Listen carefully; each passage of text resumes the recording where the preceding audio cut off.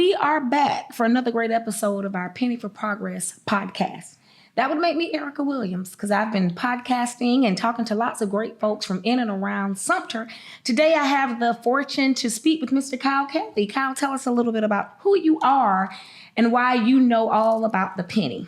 Well, it's good to be here, Erica. Thanks for having me. Absolutely. I am, as you said, my name is Kyle Kelly. I am a senior planner with the Sumter City County Planning Department. I'm also the lead transportation planner for the Sumter Area Metropolitan Planning Organization. So in your roles, what have you seen with regards to the penny for progress? What sorts of progress have we made with the penny? Well, I would say, especially in the last 10 years that I've been directly involved in working with the city and the county, the kind of investment that Sumter has made has really stood out. The roadways that we've improved, multi-use trails that have been put in place that get a lot of use, and the resulting economic development that we've been able to attract, both commercial, industrial, and residential, off of those investments is significant. Absolutely. And you brought up something significant and near and dear to my heart. You talked about the economic development piece that most people aren't aware of, the significance of prepping sites and areas in order to even attract industry to come in and take a serious look at your community. And of course, we know that industrial development yields to commercial development, and thus all the retail, restaurants, and the fabulous things of life that we enjoy. Now, with regards to planning and transportation, of course, with transportation, it leads us to roads, and infrastructure is a huge part of the capital penny sales tax portion. Let's talk a little bit about roads. The penny, number one, has been in place initially since 2008. Well, initially 2008 and 2014, and now once again on the ballot for 2024. Roads, let's talk about it. How many roads are currently? Sure. And where are they? So we have a bunch of different projects that relate to our transportation network. Okay. And so transportation is, when you think about it, a lot of people think about their roads as, okay, I'm driving on this road, but that road is really the single biggest piece of public property that we have, because we have every road, and all the right of way that's associated with all those roads is a massive amount of space to be used for community prosperity. Now tell me this, for all of the Joe Q Publics or the Jolene Q Publics, what is a right of way? So the road itself is the strip of pavement that you have from curb to curb. Okay. But in addition to that, you have space on each side that is owned by either the city, the county, or the state. Okay. That is used as space for utilities, space for sidewalks, space so that if you run off the road, you don't have buildings coming right up to the edge of the pavement. Understood. Okay. And so the right of way on a typical road might be 50 to 60 feet in total, but the roadway itself may only be 20, 24. Okay. And see, those are areas that we don't often think about. We think about the road itself, but not the right of way. So thank you for that educational tidbit. So in terms of community prosperity, we're looking at streets and roads, and they fulfill different functions. So a street is maybe in our urban areas, in the center of the city. We have a street that is a place where we're trying to generate economic productivity. That's where downtown, our core historic neighborhoods, and then we have roads which connect places. And so a road from Sumter to Columbia, for example, yes, is something that connects us just as any other sort of major artery would connect. And so we have to pay attention to both of those things. They require different investments and different attention to benefit our people and our community. Okay, now, are all of the roads in Sumter County maintained by Sumter County? No, in fact, and we look at, in particular, the 225 square mile area that is the SUATS MPO, or the Sumter Area Transportation Study Metropolitan Planning Organization. And that's a federal designation that the federal government and the state involve our local community more heavily in transportation planning and investment in those areas. Okay. And in that 225 mile area, there are almost 1,000 miles of roads. In fact, 999 miles of public roads. 96 miles of those are city owned and maintained. And those are typically in newer subdivisions in the city limits. And a few roads like Main Street through the center of our business district is a local city street. 225 of those miles out of that 1,000 miles are county roads, both paved and unpaved, that are in that area. And the rest, 675 miles, are owned and maintained by the state. Wonderful. The state of South Carolina has the fourth largest road network in the nation, but one of the smallest states by size in the nation. And so we're very unique in that regard, in that most states and most communities locally own their transportation infrastructure. In South Carolina, we don't own a lot of that. And so we have to partner very carefully and very closely with the state and with the Federal Highways Administration when we're looking at making investments and making improvements, because so much of the authority and responsibility is not in the city or the county's hands. Okay, so with that, you were saying 96 are city, 96 miles city, and city 225 for county. So those roads in the city and the county would qualify, if you would, it would be that mileage that would qualify to be paved or resurfaced with funds for the paving. Well, any public road would qualify, and so that's one of the things that we do is we look at in transportation planning, we look at it. The average citizen does not care who among the city, the county, they the just state want it paved. owns the street. That is just a way of kind of pointing fingers in the wrong directions. And so we're trying to do a lot better at, saying, look, to the average citizen, it's a public street. And so a public street is a public street, and we can work on the back end by, coordinating between jurisdictions to make sure that for the average citizen, it's a seamless transition. And so the state, for example, will give the city and the county funds through what's called the C Fund. So that's state money that gets allocated to each county. And it's to be used on local streets, but also there's a reserved portion that's supposed to go to state roads. Interesting. So, for example, Broad Street, Ginyard Drive, the big streets in Sumter are state roads, but that carries the most traffic and needs to be resurfaced the most frequently. And you get the most bang for your buck on one of those streets as compared to a quiet residential cul-de-sac that it may last 20, 30 years before it needs a resurfacing. Because it doesn't have necessarily the population or the usage. Right. And heavy trucks generate an exponential amount of wear and tear on roads. And so a residential street isn't going to see that very often. Okay, so let's talk a little bit then about the roads in some of the rural areas. Those roads in the outlying communities that are still in Sumter County, how are roads selected to be resurfaced or paved? How is that decided? So there are a lot of different pieces of data that go into that. So there's something called a pavement quality index, or PQI, that the state uses, and so that is a rating system that gives you a 1 to 5 scale, and 1 being the lowest and 5 being the highest. And so every few years, the streets, the roads in the state network are evaluated on that framework. The county and the city do somewhat the same on a lesser scale, because we have lesser roads, lesser numbers of streets. But we look at what is the condition of that street, and is that street, if it's a dirt road, then paving it may take a higher amount of money up front, but will ease the maintenance long term. You don't have to scrape it every 6 months with a road grader. But if you have a road that's already paved and needs resurfacing, if you can get to it soon enough before it's gone too far, you can do what's called a rehabilitation. There's different levels of repaving. So you can rehabilitate the street, or you can reconstruct it. Or you can save it, and there's a term for that. That's another R. But if you the costs of doing that are very different. So you can kind of seal coat or crack seal a street for maybe $30,000-$40,000 a mile. But if you have to reconstruct it, you're talking about significantly hundreds of thousands of dollars a mile. Sure. Okay.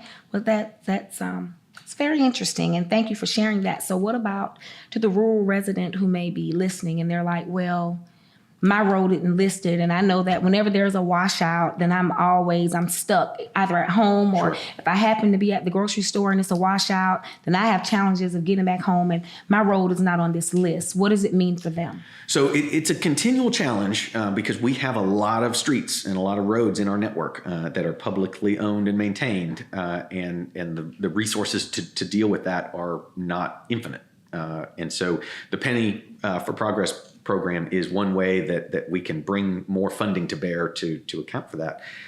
There are other sources, and we're constantly stitching together dollars from the state C fund, from the Federal Highways Administration. There are, the state gas tax was increased a few years ago to provide more ongoing resources for pavement resurfacing and rehabilitation in the entirety of South Carolina. And so we are tracking about a quarter of $1 billion over the next few years in our current capital plan of investments, both resurfacing and improvements of roads and intersections and sidewalks and paths between the fiscal year 2024 and 2033, so the next 10 years. And so every year we get a little bit more resource to work with, but local investment is a key part of that, because the more local share and the local dollars we can bring to bear, the more we can pull from other sources and from state and federal funds that are looking for local investment to be made, and then they will jump in and be part of that rather than being the sole provider of resources. Sure.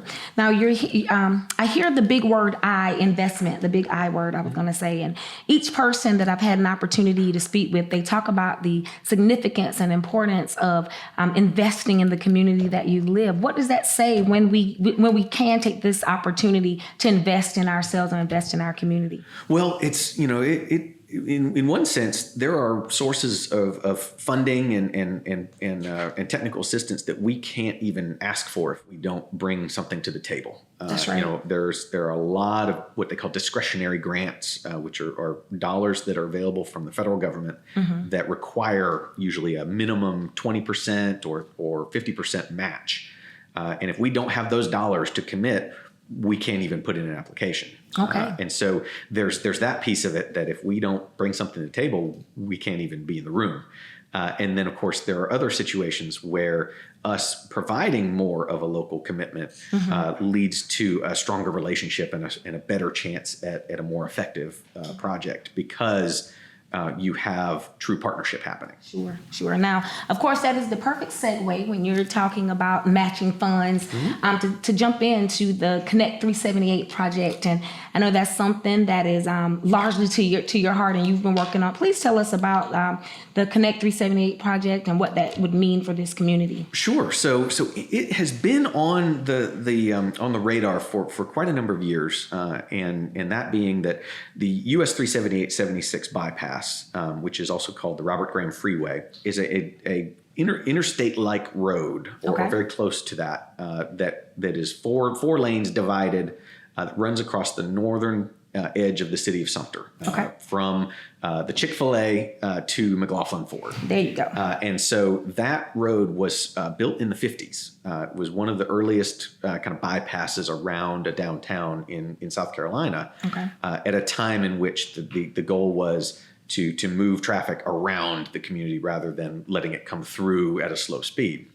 And so at that time, it was way out in the rural area. There were farm fields on all sides. There were a few little neighborhood enclaves, but for the most part, the city had not gotten to that point, and was several miles south. Well, in the intervening decades, Sumter has grown to that roadway, to that barrier, and has jumped across it. And so you have now residential apartment complexes, county parks, social service agencies, industries that are all sitting on the north side of the bypass, with the city proper, and the bulk of the population and commercial services on the south side. But in a over 2 mile stretch of that road, there is only one way to cross, and that is at Wise Drive. And so you have these long stretches where there are no sidewalks for people to go around, but there's also no way of crossing. And so we were, kind of triggered in a few years ago that there have been every couple of years, there has been a fatality. There has been someone who has lost their life trying to cross the road. That's because the housing is on the north and the convenience stores and the restaurants and the services are on the south. And so unfortunately, that has tended to be youth. Teenagers and children. And so that generated a new urgency to figure out what can we do to resolve this problem, to ensure the safety of our residents and deal with the fact that our growth has created this barrier. And it aligns to a nationwide initiative to reconnect communities, where you have these pieces of transportation infrastructure that are barriers now. They're meant to move vehicles from one place to another, but they don't account for other modes of transportation. They don't give opportunity for people who are on foot, on bike, taking public transit, to effectively navigate their environment. And so we have, and we being the SUAT's Metropolitan Planning Organization, which is a policy making body that's made up of city and county elected officials, members of our state legislative delegation, and a few others, have allocated dollars to begin the initial feasibility and design process for a massive scale improvement that would need to be completed to alter the way that we manage transportation in that area. And so this funds for that are a part of this year's penny project list. So this project, Connect 378, and we have a website for it, for that feasibility study that's called connect378.com. Okay. But that project, once we reach the end of the feasibility phase, which will be this summer, the question will go to, okay, here is the budget estimate. Here is the alternative that appears to make the most sense. Now we need to put dollars into funding final engineering design, acquisition of any property that's needed, and construction. And that will be a multi-million dollar level of investment need. The penny for progress includes an item that would provide the local match so that we can go out and apply for grants, particularly through the Reconnecting Communities initiative that the U.S. Department of Transportation has, to bring the vast majority of those dollars, up to 80% of what we would need financially, to the community, so that we can actually try to begin the phases of that project. Wow, that is pretty significant and hefty, and would bring about significant change, certainly, if we're losing lives in the process of people trying to cross the road literally to get to the other side. So why, since this project is so significant, why can't the money be used through our general taxes that we're already paying? So there's certainly that is something that could be done, but the level of investment need, and of course we don't have final numbers yet, but we're talking about a number that would be upwards of $50 million as a total budget, and the local dollars that are available just don't exist without the local option sales tax. In terms of what the city's budget or the county's budget or the state budget is. So, certainly it's going to be a case of marshaling whatever resources we can identify, and the sooner we can accomplish some of these projects, the better, because costs continue to escalate. And so, getting a project done today as compared to 2 or 3 years from now may be a difference of 20-30% in the bottom line of what that project cost. And so time is certainly money when it comes to the physical infrastructure investments for transportation. Absolutely. Thank you for that. And thank you for your work that you've been doing on that. It's some pretty significant research, so we need that. So we've talked a good bit about the infrastructure component, and we've talked about the roads, but the penny encompasses not only the roads and infrastructure, but also the public safety component, and also the economic development piece, and also the quality of life. And since we're seated here and we're talking, and you have that great sign behind you saying Sumter Fire Department, let's talk a little bit about public safety. What have you seen with regards to public safety and the support of that, not only for the city of Sumter, but the outlying areas, once again, in the rural communities? Sure. So when we look at, and I'll bring to this a transportation nexus, because our single biggest factor that we look at with transportation improvements in the Sumter area is safety.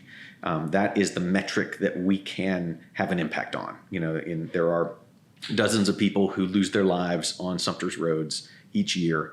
And we are a portion of the state total, which is one of the highest in the nation. So South Carolina has a problem with roadway fatalities, both people on bikes, people they're hit while they're walking, as well as people who are driving vehicles. And so, congestion, which is usually a big driver of transportation improvement, is not the same in Sumter as it is in Charlotte or Atlanta or Charleston. And so we're not going to have a measurable impact if we focus on congestion. And so safety is the other one that we can try to move the needle by improving our roads, our streets, our sidewalks, our activity paths, so that people have a safe way to move around the community. Because the more movement we have in the community, the more vitality that the community has, the more investment that we can make, both for commerce and for physical fitness even.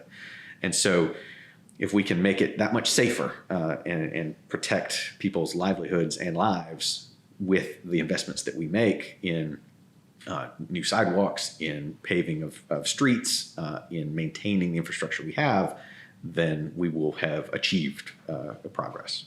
Wonderful. Now, what about the quality of life, the parks and recreation and other things that attribute to this? Is this something that you enjoy with your family? Or do you go out to the parks, and what have you seen? My 6-year-old just recently learned how to ride a bike without training wheels. So, yay! She is all about riding her bike and loves to ride on Shop Pouch Greenway, which was a 2014 Penny for Progress project. That's a nice trail. That is, in fact, nice. we've had some folks from other parts of the state come in that we're working with that have lauded that as a really excellent investment that is one of the best in the state.